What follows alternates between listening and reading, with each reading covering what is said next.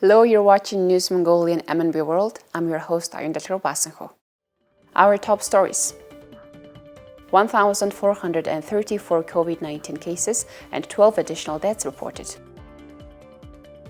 Roerich's Heritage Scientific Conference on Mongolian Studies organized in St. Petersburg.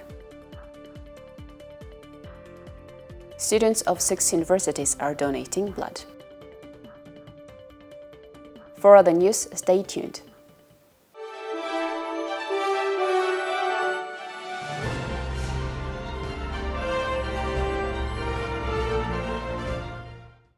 The Ministry of Health reported that 1,434 new COVID-19 cases were confirmed today and 12 people have died.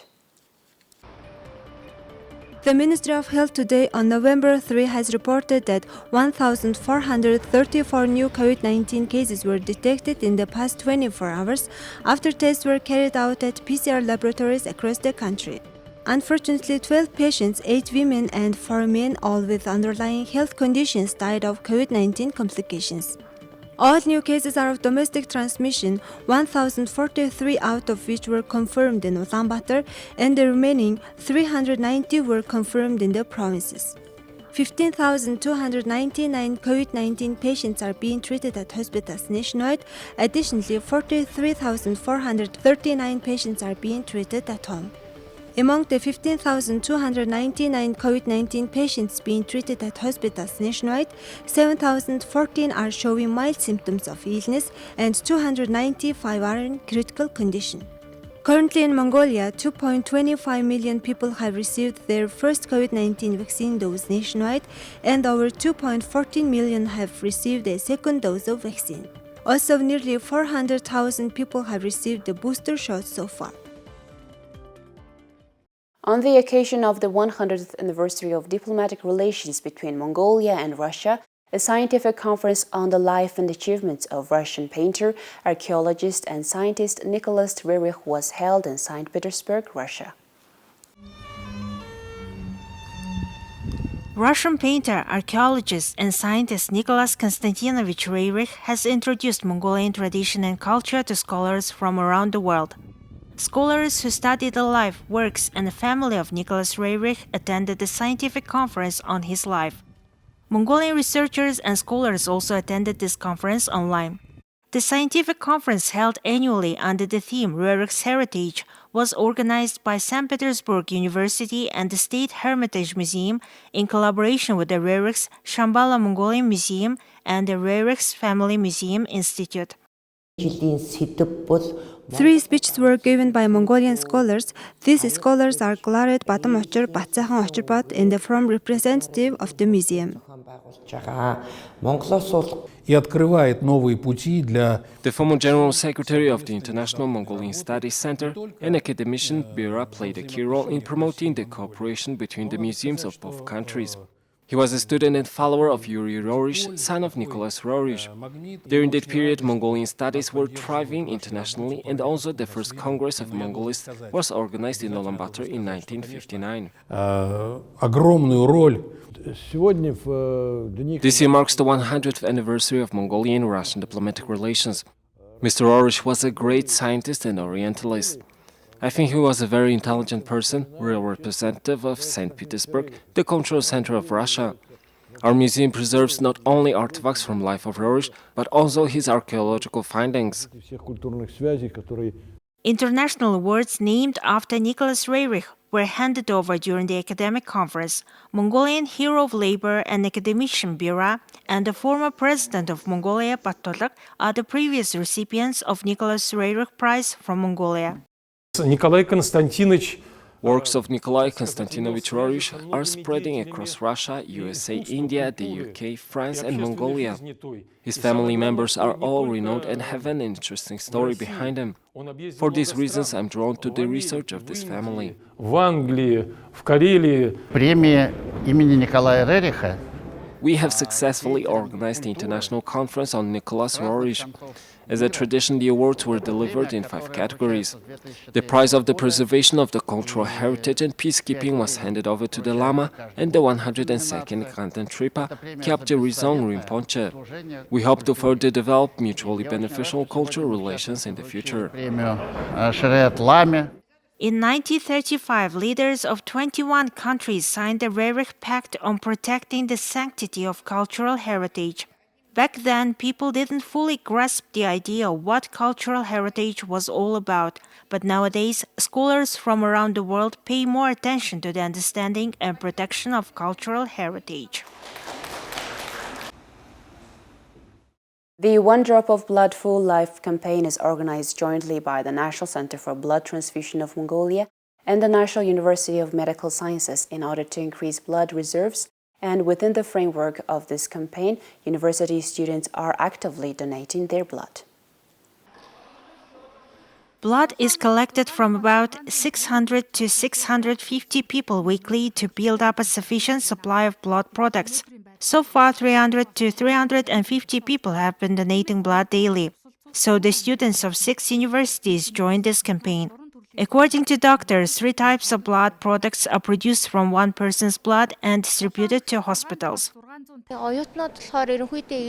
The students are healthier than elderly. I think donating blood is right. I am happy to be able to potentially save many lives. This campaign will continue for 2 weeks. After that, it will continue at the National University of Mongolia, and other state universities will also join this campaign. In total, we have estimated that about 4,000 students and teachers will be part of this campaign, and around 1,005 liters of blood will be collected from all the participants. Demand for blood products has increased by about 10% since the pandemic. For example, one liver transplant requires blood collected from more than 500 people. According to the National Center for Blood Transfusion Research, 2 to 3 liver transplantation operations are performed weekly. As of today, the blood supply is normal, but it is necessary to consider the risk and build up a sufficient supply. Medical care is provided 24 hours a day. We work with a certain amount of resources because we don't know in advance when and what kind of needs will occur. We will continue to collect blood from donors on a daily basis to ensure that the blood donation campaign is properly understood by all our citizens. The production of blood products is a joint effort. According to the World Health Organization, 3% of countries with a population of more than 1,000 people must donate blood. In our country, only 1.2% of the population regularly donates blood. Now let's check on the currency exchange rates provided by Mongol Bank.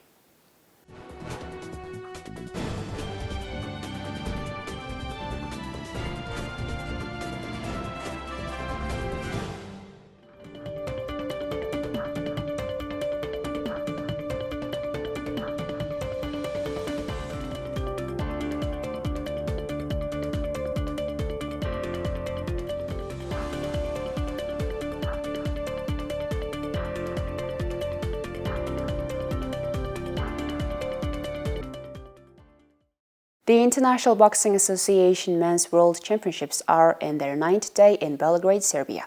Chinzoruk Batursuk lost to Ablahan Yusupov of Kazakhstan 5-0 in the quarterfinals of the 67 weight class last night.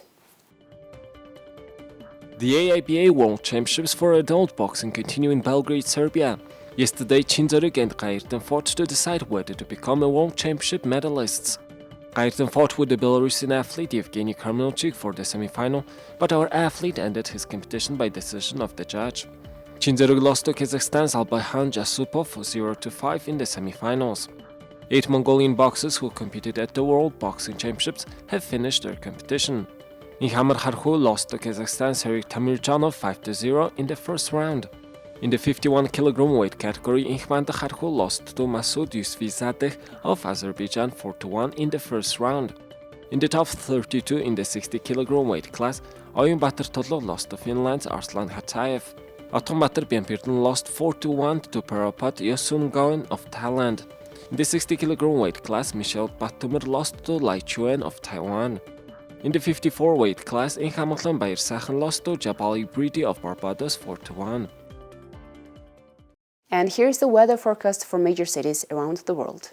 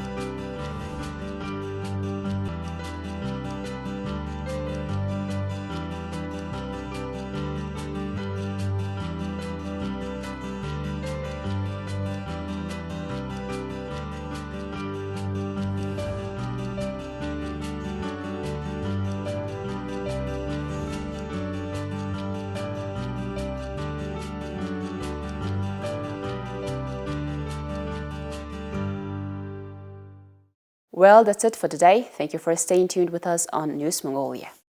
See you tomorrow with more stories and updates. Have a great evening. Goodbye.